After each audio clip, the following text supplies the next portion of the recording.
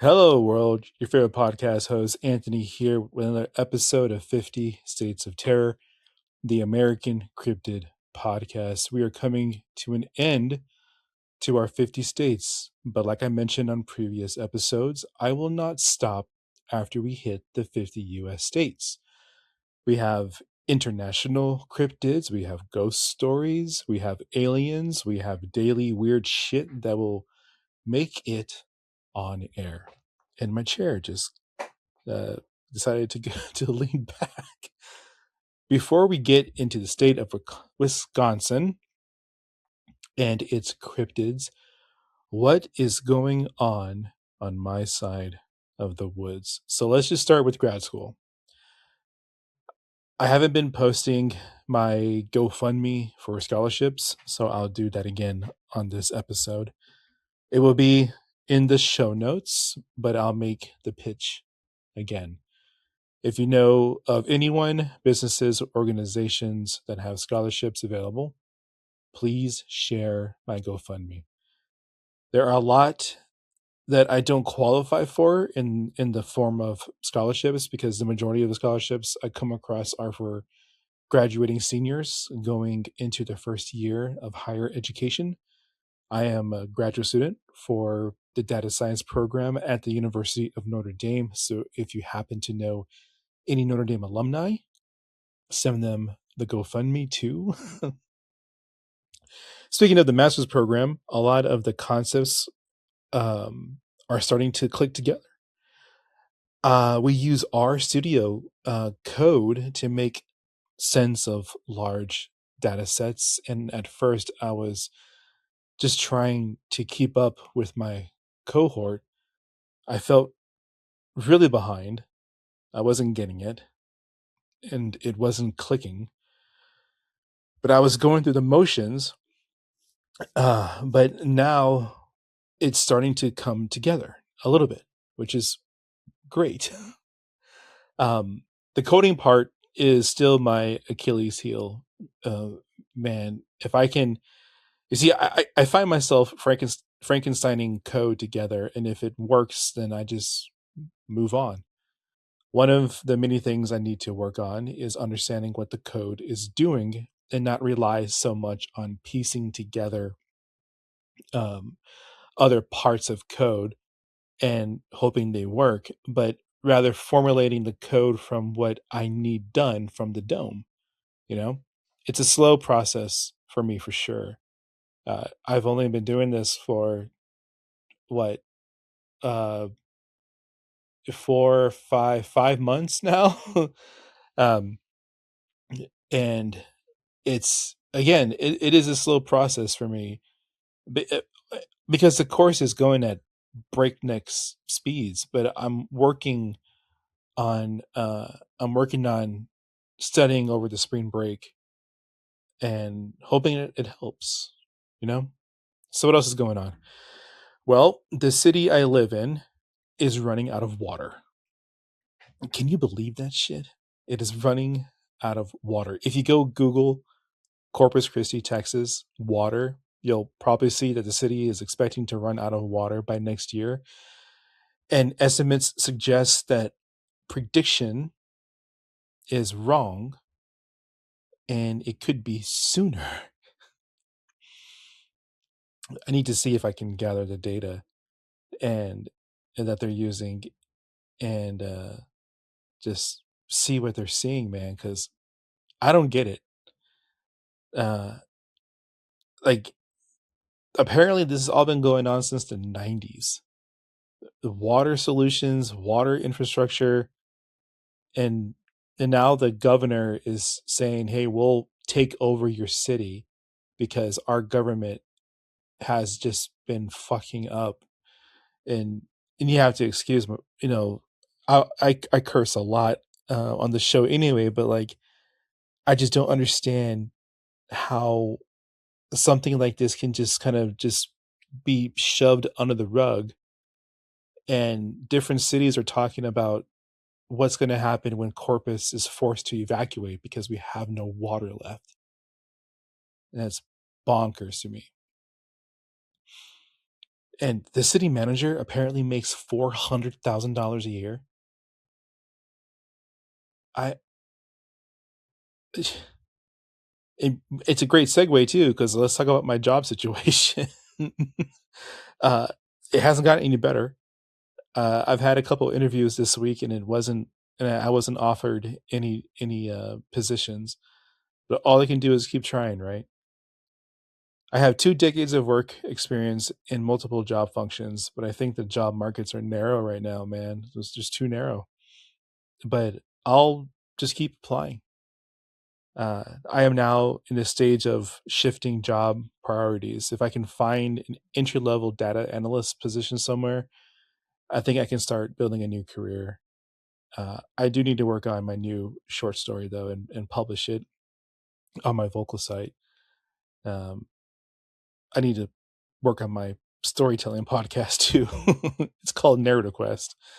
I read my stories and poetry on there. I haven't posted anything since October of last year, and I need to carve out time to do that too. But my original plan was to have those release in between this show, but it has been proven to be difficult. Speaking of show, let's get on with this show. We are visiting Wisconsin. And I don't know why, but a Wisconsin accent just brightens my day, man. Like always, let's start with the history of Wisconsin, because if you haven't figured it out by now, this show is actually an educational history show under the umbrella of cryptids, ghosts, aliens, and other such things. Because if you don't know history, we are doomed to repeat it, right? So, Wisconsin. Let's start 12,000 years ago, where we are at the end of the last ice age. And the ice age, oh, I'm sorry. Let's do that over.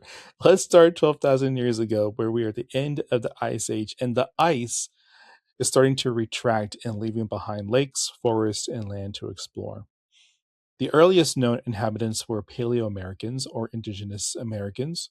These were still small groups of hunter-gatherers who more than likely followed the large ice age wildlife to this area. Over the next thousands of years, these early inhabitants developed a more complex and wide range of cultures. As the populace stayed, moved, developed communities such as the mound builders. Around 500 BCE and continuing for over 1,000 years, Native American cultures within the area built thousands of these mounds. Some were burial mounds, while others were shaped like wildlife. They later received the designation of effigy mounds. But Wisconsin was the largest concentrations of these mounds than anywhere in the world. Go ahead and when you have a minute, look up Wisconsin effigy mounds. They are fascinating. Read your history, people. These carefully designed ceremonial landscapes were tied to spiritual beliefs, community traditions, and is a living museum. By the first European to set foot in this area in the 1600s, some of the indigenous peoples that were present were the Ho-Chunk, the Menominee, the Ojibwe, the Potawatomi, Fox, and Silk people. Oh, I'm sorry, the Potawatomi. Correction. Then came the French. There were others, but the French were first and prominent. In 1634, Jean Leclerc, it's French, so it would be Jean Leclerc, a French explorer, while traveling to search for a route to Asia, found himself in what would be known as Wisconsin. You may be asking, why did he think he was traveling to Asia? Well, he just didn't know.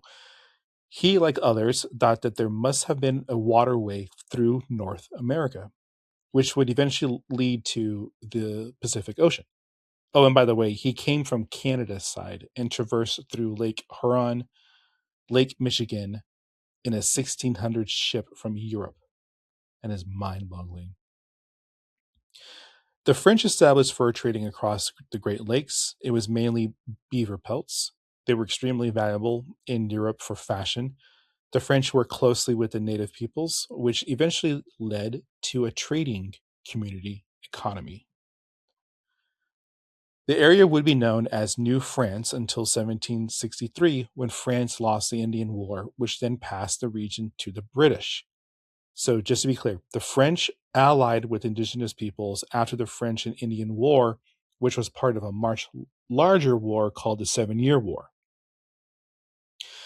British rule would soon end with the coming of the American Revolution, which led to Wisconsin being a part of the Northwest Territory.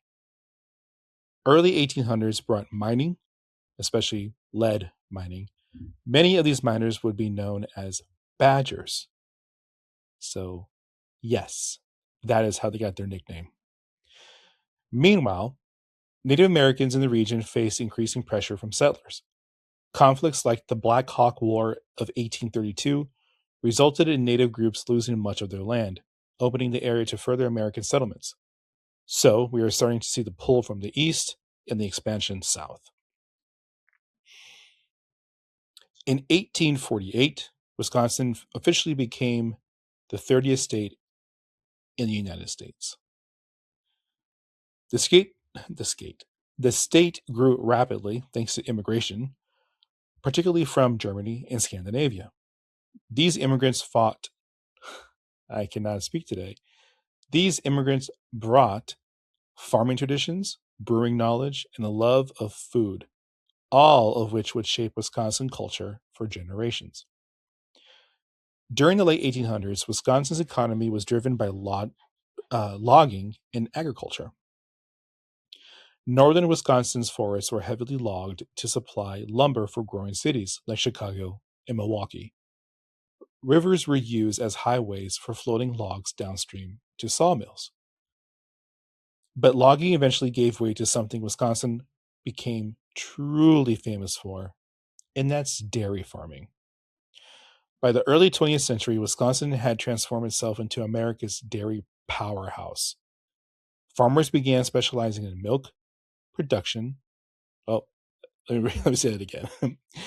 Farmers began specializing in milk production, butter, and most famously, cheese. If you haven't noticed by now, I'm reading from a pre-written script that I wrote. So, like I said on previous episodes, I doing this off the dome just by keynotes and bullet points.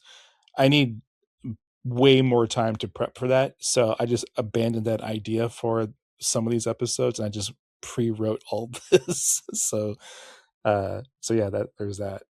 A little behind the curtain.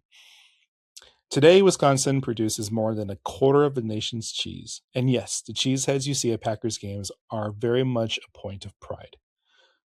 Wisconsin was also a pivotal point in political reform. In the early 1900s, Wisconsin became a center of the progressive movement, led by Governor Robert Fighting Bob La Follette.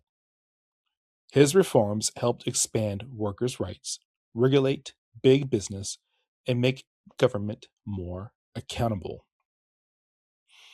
Many policies first tested in Wisconsin eventually spread across the United States. This led to the nickname the Wisconsin Idea, the belief that government and universities should work together to improve people's lives. During the 20th century, Wisconsin continued to grow industrially. Cities like Milwaukee, Green Bay, and Kenosha. I don't know if that's how you're supposed to pronounce Kenosha. If it's Kenosha or Kenosha, someone from Wisconsin, please message me and tell me I'm stupid and I fucked up the pronunciation. So cities like Milwaukee, Green Bay, and Kenosha became hubs for manufacturing. Factories produced machinery, paper products, beer, and automobiles. Milwaukee, in particular, became famous for its brewing industry, home to companies like Miller Brewing Company, helping cement Wisconsin's reputation for both cheese and beer, a pairing that residents would argue is historically essential. But honestly, though, I slowed down on drinking a lot after a couple of reality checks and with my health and my doctor visits, but I still have the occasional beer. Nothing beats a dark beer, something like a Guinness or something. that's with a real good cheese, with some breads or crackers, hell, a whole fancy charcuterie board spread with a really good beer. It's freaking amazing afternoon. You know what I'm saying? Yeah, that's uh, expensive, but it's worth it. In the decades after World War II, Wisconsin's economy diversified even further. Manufacturing remained important, but the state also expanded into healthcare, education, tourism, and advanced manufacturing. Today, Wisconsin's economy blends tradition with innovation. Agriculture is still huge. Dairy farms remain central to the state's identity, but Wisconsin is also a leader in medical technology, paper production, machinery manufacturing, and biotechnology.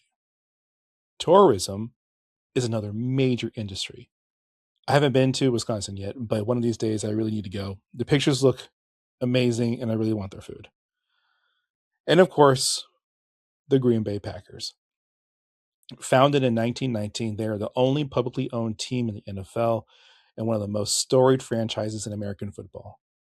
So, from Ice Age hunters to effigy mound builders, from fur traders to dairy farmers, from logging camps to biotech labs, Wisconsin's story is one of adaptation, migration, and a whole lot of hard work.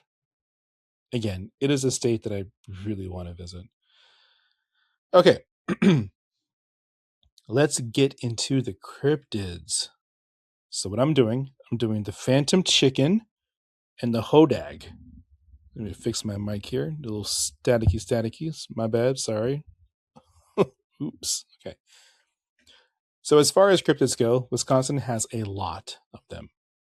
The beasts of Bray Road, the Cumberland beast, the Eau Claire beast, gnomes of Fifth Field, Haunchies, the Hodag, Rocky, Phantom Chickens, Man-Faced Pigs.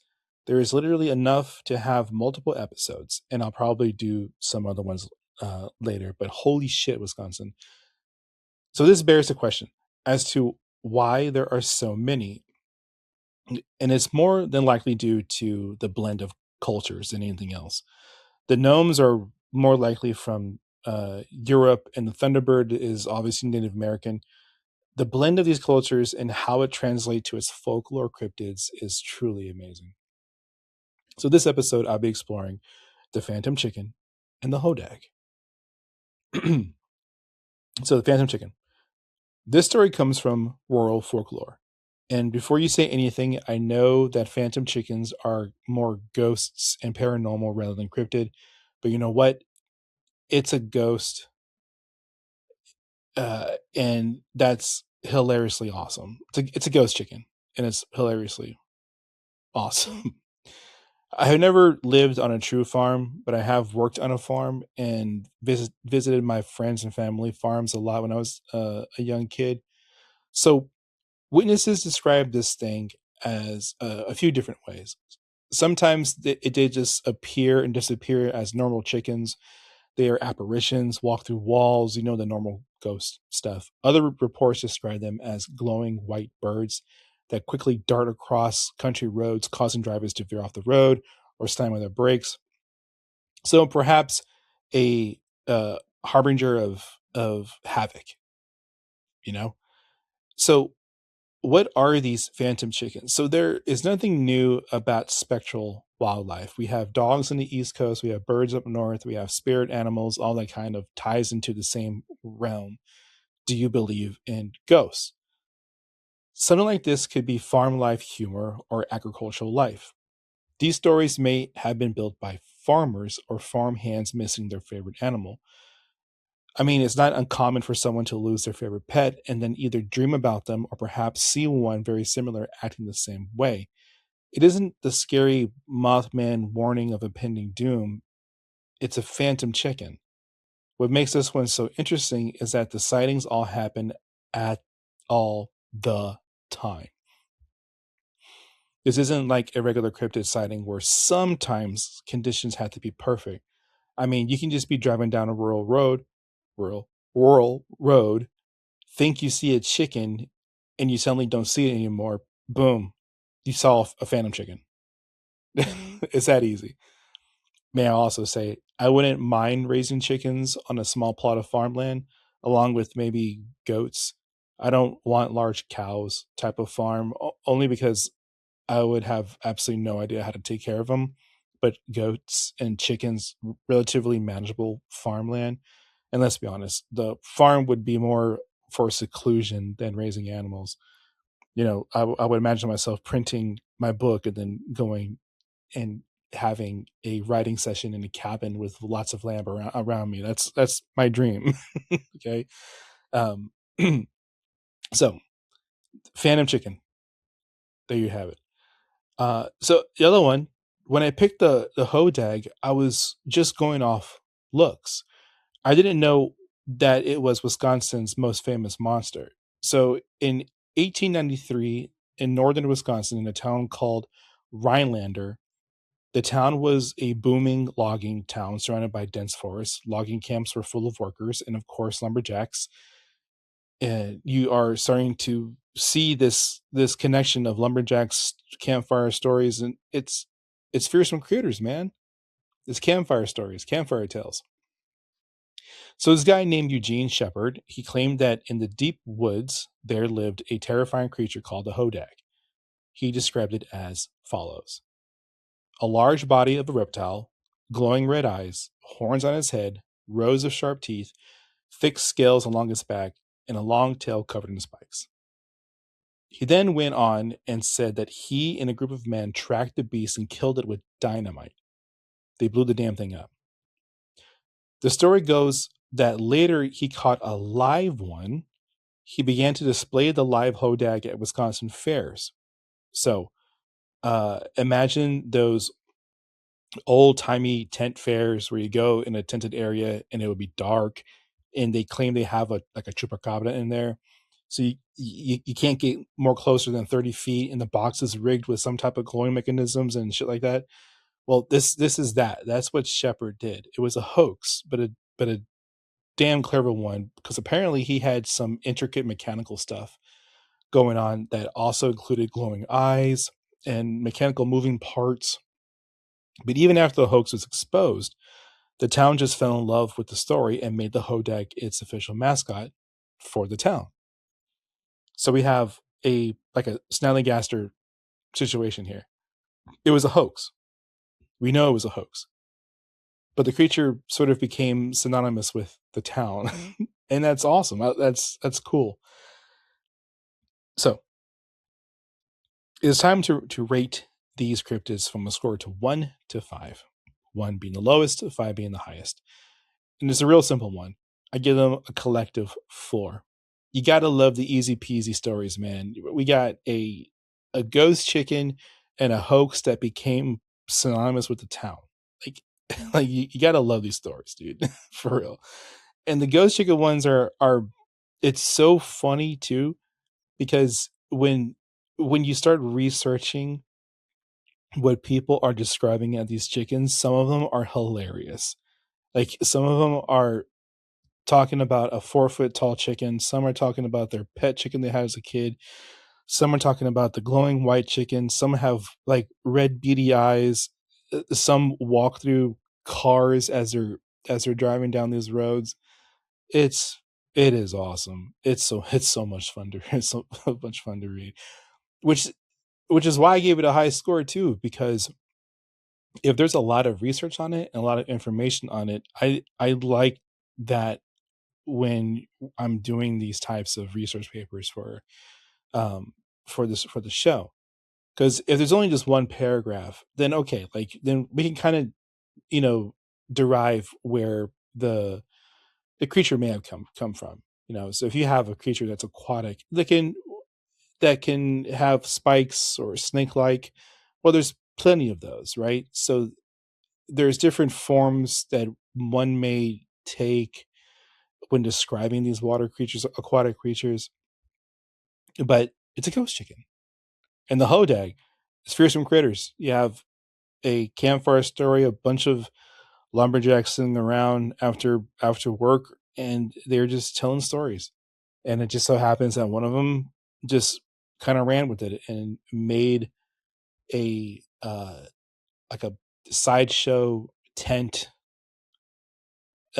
display, and I didn't really read if he got in trouble for that because he had to pay to see it. So I don't know if he was forced to give money back or whatever, but like the town just kind of fell in love with it. So I guess it's a win-win, you know.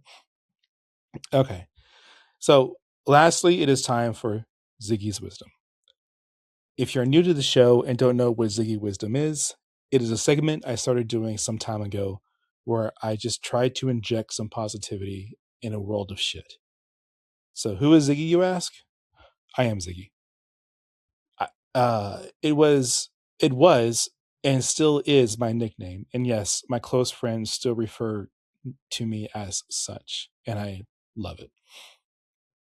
Okay, so for this episode of Ziggy's Wisdom, I wanted to say a quote from Lou Holtz.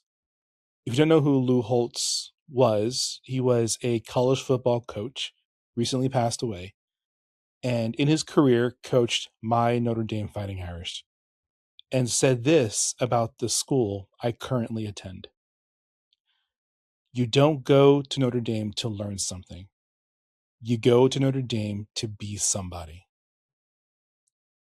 And I think in my life's current path, I need to be somebody again. And I'm proud as hell to be a Fighting Irish. It sure as hell isn't easy, but it will be worth it.